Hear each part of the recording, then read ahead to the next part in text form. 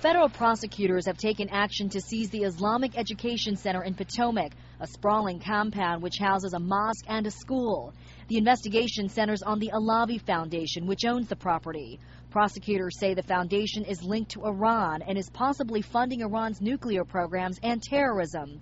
But people who came to the center for afternoon prayers say they have seen no illegal activity. I'm actually shocked. I don't understand the reason for closing down the place. You know, it's just like a Muslim community. People just come here to gather together. There's a school here. We are here to worship our creators, that's all. The Council on American Islamic Relations says the rare move to seize this mosque and 3 others in the country raises questions about First Amendment rights. And we're concerned about the chilling effect that the seizure of houses of worship could have on the religious freedom of all Americans, whether you're Muslim, Christian, or Jewish. Hooper also says the timing is especially difficult, given the fear of backlash against Muslims after the killings at Fort Hood. We've received a number of hate calls, hate emails, threats. The Islamic Education Center was established in 1981 and was run directly by the Alavi Foundation. In 1998, the IEC reestablished itself as an independent nonprofit organization. You know, people are coming here for prayers, but of course they need to go after the people who are